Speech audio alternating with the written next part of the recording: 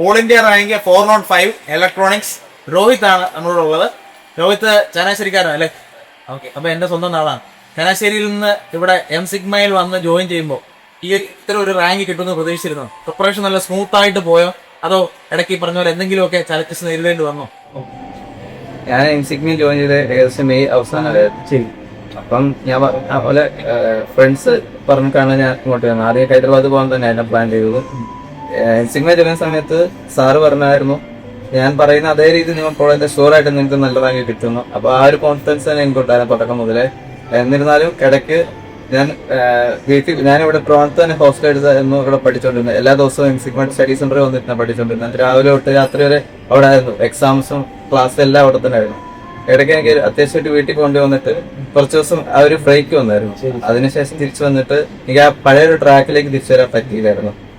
Class കാണുമ്പോഴും മൊത്തം അതെ അതെ ശരി അതെ. അപ്പം അതിനുശേഷം കണ്ടിന്യൂ ചെയ്യാൻ ശരിക്കും പഠിക്കാൻ പറ്റുന്നില്ല. എക്സാംസ് എഴുതിയിട്ടും അത്ര മാർക്കൊന്നും ഇല്ലായിരുന്നു. അപ്പൊ ഞാൻ ഇടയ്ക്ക് ഡിസ്കണ്ടിന്യൂ ചെയ്താൽ ആലോചിച്ച, കാരണം എനിക്ക് ഫോക്കസ് ചെയ്യാൻ പറ്റുന്നില്ല. പഴയ പോലെ ഭയങ്കരമായിട്ട് പ്രശ്നങ്ങളുണ്ടായിരുന്നു. അങ്ങനെ ഞാൻ സാറ് പറയുമായിരുന്നു, ഇപ്പൊ നിങ്ങൾക്ക് എന്തെങ്കിലും പ്രശ്നം ഉണ്ടെങ്കിലും ഈ പഠിത്തത്തിലാണോ മെന്റലി ആണെങ്കിലും എന്തെങ്കിലും പ്രശ്നം ഉണ്ടെങ്കിൽ എന്നെ കോൺടാക്ട് ചെയ്യണം. അങ്ങനെ ഞാൻ കോൺടാക്ട് ചെയ്ത് സാറ് സംസാരിച്ച് സാറ് പുതിയ സ്റ്റഡി പ്ലാൻ തന്നു.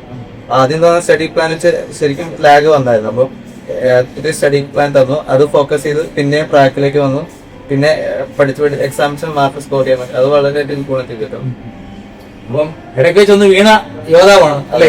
അപ്പൊ കാണുന്ന ഒത്തിരി സ്റ്റുഡൻസിന് ഈ പറഞ്ഞ പോലെ റിലേറ്റ് ചെയ്യാൻ ഒരുപാട് കാര്യങ്ങൾ കാണും. ബിടെക് പഠിക്കുന്നതിനിടയ്ക്കോ അല്ലെങ്കിൽ എന്താണ് ഗേറ്റ് പ്രിപ്പയർ ചെയ്യുന്നതിനിടയ്ക്കോ, ഈവൻ ഗേറ്റ് പോലും അല്ല സിവിൽ സർവീസോ മറ്റ് എക്സാംസിനൊക്കെ പ്രിപ്പയർ ചെയ്യുന്നവർക്ക് ഇതുപോലത്തെ വീഴ്ചകൾ എന്ന് പറയുന്നത് അല്ലെ ഒരു കോമൺ ആയിട്ടുള്ള കാര്യം. ചിലര് ആ വീഴ്ചയിലേക്ക് വീണ് പോകും, ചിലര് മാത്രം എഴുന്നേറ്റ് പോകും. ഈ രോഹിത്തിന്റെ കേസിൽ ആ വീണിടത്തുനിന്ന് എഴുന്നേറ്റ് വന്നത് കൊണ്ട് മാത്രം അല്ലെ ഓൾ ഇന്ത്യ 405 എന്ന് പറയുന്നത് ചെറിയ അച്ചീവ്മെന്റ് അല്ല, വളരെ വലിയൊരു അച്ചീവ്മെന്റ് ആണ്. മുന്നോട്ട് ഇന്ത്യയിലെ ഒരു ലീഡിംഗ് പ്രസ്റ്റീജിയസ് ഇൻസ്റ്റിറ്റ്യൂഷനിൽ പോകാനായിരിക്കും പ്ലാൻ അല്ലെ? അതോ PhD ആണോ ഉദ്ദേശിക്കുന്നത്? അതെ, ഞാൻ എംടെക് എടുത്ത് ഹയർ സ്റ്റഡീസ് തന്നെയാണ് പ്ലാൻ. ഡിറ്റർമൈൻഡ് ആണ്. ഏത് കോഴ്സാണ്? തന്നെയാണ്.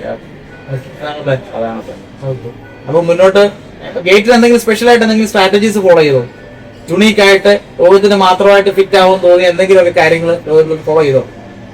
സാറ് പറഞ്ഞ അതേ സ്ട്രാറ്റജി എനിക്ക് തോന്നിയായിരുന്നു.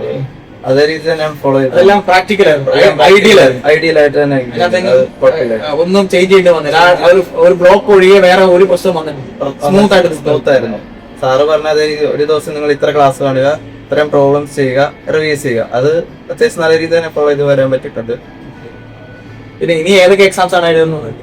ഇപ്പൊ ഗേറ്റ് കഴിഞ്ഞിട്ട് ബാർക്ക് എഴുതിയിട്ടുണ്ട്. അതിന്റെ റിസൾട്ട് ചെയ്ത് കൊച്ചിൻ ഷിപ്പ് അപ്ലൈ ചെയ്തിട്ടുണ്ട്. അതിൽ ശരി,